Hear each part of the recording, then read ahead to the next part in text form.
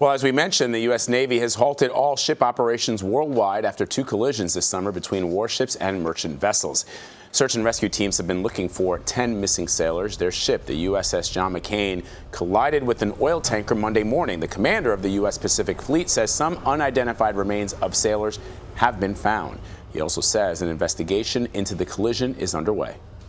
The divers were able to locate some remains in those sealed compartments during their search today. Additionally, the Malaysian Navy has reported that they have located potential remains.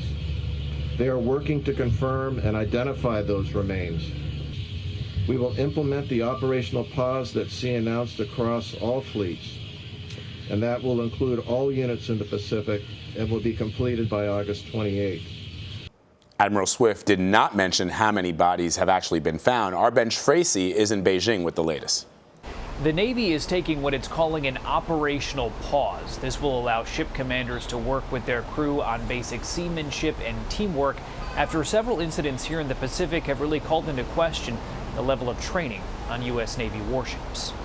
A gaping hole in the side of another U.S. warship could be a sign of a bigger problem in the Pacific.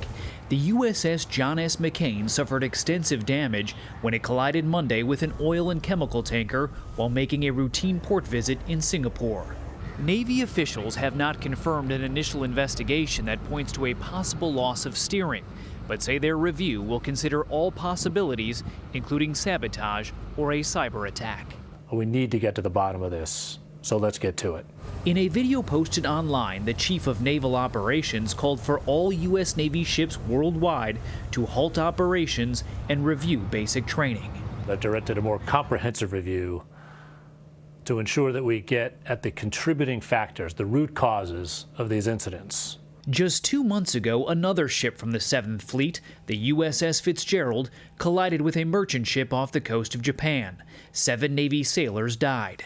On Friday, the Fitzgerald's captain, Commander Bryce Benson, was relieved of his duties, and several other sailors were punished, a sign that mistakes were made on the U.S. warship.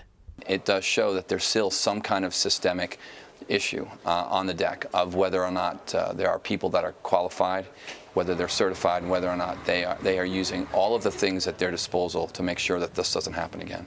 There have now been 4 incidents this year involving ships from the 7th Fleet. In May, a guided missile cruiser collided with a South Korean fishing vessel, and in January, another cruiser ran aground in Tokyo Bay.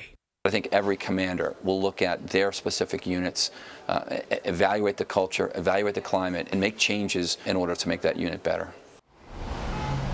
China is now taking advantage of these incidents with these U.S. Navy ships. An editorial in the state-owned China Daily today says bluntly that the U.S. Navy is becoming a dangerous obstacle in Asian waters and posing a threat to navigation.